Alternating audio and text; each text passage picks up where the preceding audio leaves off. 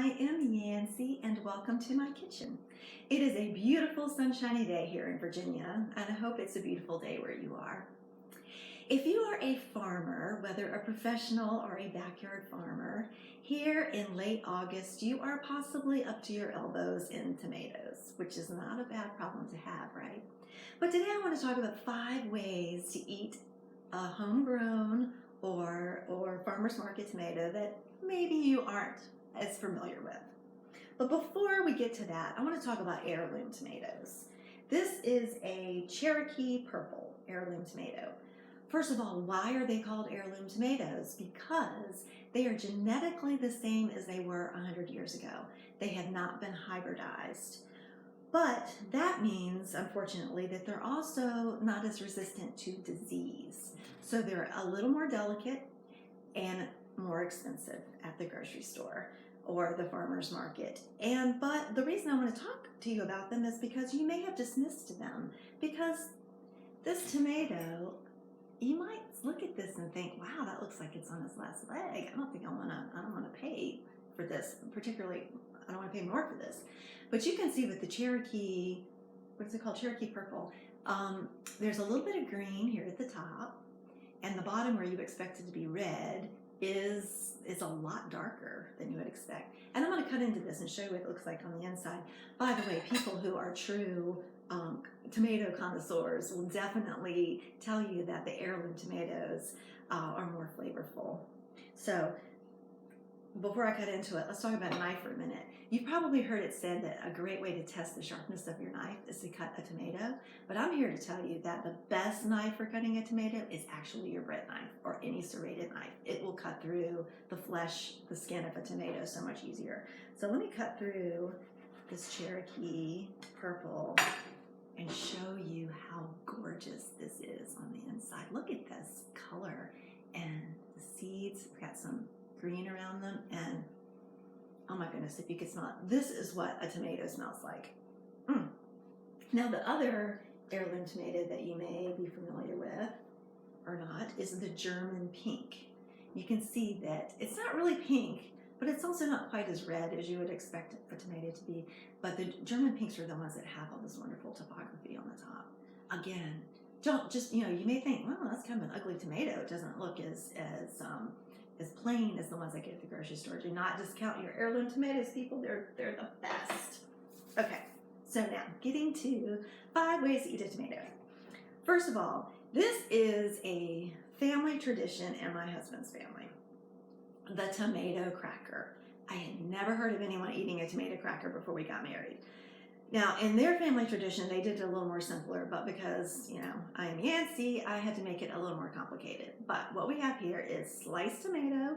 I like to put some basil on top. This is my pickled red onion that we made a couple of weeks ago. Do you remember that? I hope you made them and you're using them on everything, and trust me, they are so good on a tomato cracker. I prefer the buttery round crackers and a little bit of mayonnaise. And here we go. I'm going to assemble one really quickly for you to show you. You take your cracker, you put a little mayonnaise on it, put a piece of tomato, little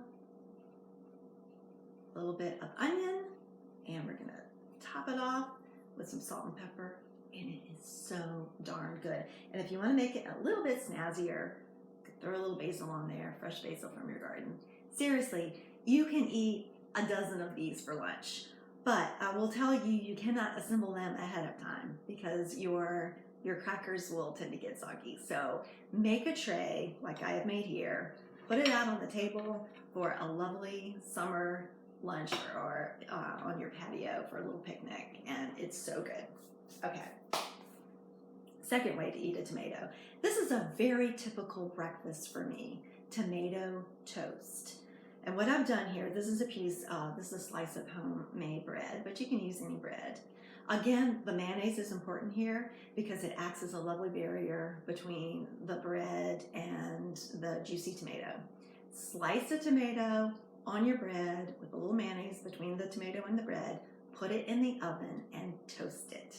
Again, when you want to come out, you want to put plenty of salt and pepper and it is a delicious breakfast. My husband likes to top his with an egg. Now, let me tell you one thing about a cooked tomato. Even though cooking a tomato does make it lose a little bit of the vitamin C, it depletes the vitamin C. One of the things that's super healthy about a tomato, you may have heard of, is the lycopene, which is cancer, which fights cancer. It's a cancer-fighting element of tomatoes. That lycopene is actually more digestible when you have cooked a tomato. So, little less vitamin C, but it's easier for your body to digest the good stuff. And so, in other words, eat some raw tomatoes and also eat some cooked tomatoes. They're actually arguably better for you when they're cooked. So that's a great breakfast. Growing up, my father had a thing for tomato biscuits. Again, this is something that most people, for some reason, don't do. But if you've never had a tomato biscuit, oh my gosh. This is a homemade buttermilk biscuit. You want it hot from the oven. And you're going to slather it with butter so that it's dripping with butter. One slice of fresh tomato. Oh my God. This would make a great breakfast, a great lunch, a great accompaniment for dinner, midnight snack. There's no bad time to eat a tomato biscuit. Now, this one you may have heard of, but it's a Southern classic, the tomato sandwich.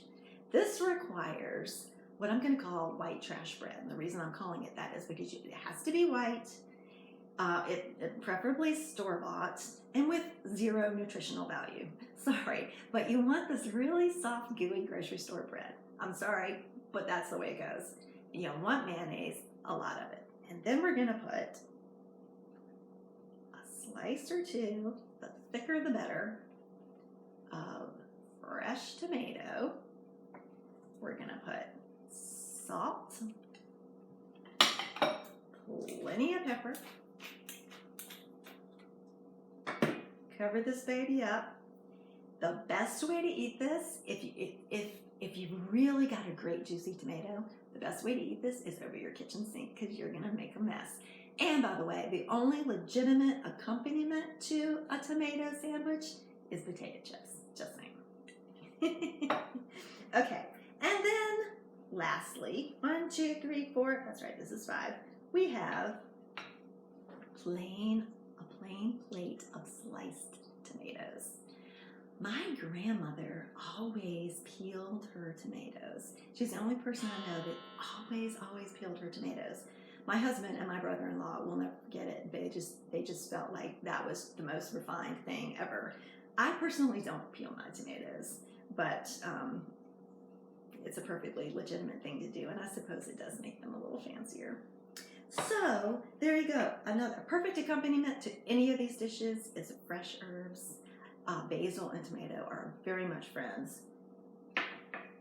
5 ways to eat a tomato. So I know today was not really cooking day, it was more of an assembly day, but I had fun and I hope you did too. And now I'm going to go eat a lot of tomato dishes for lunch. Thanks for stopping by. And I would love to hear your favorite way to eat a tomato. If you'd like to share, please let me know. Thank you, and we'll see you next time. Bye.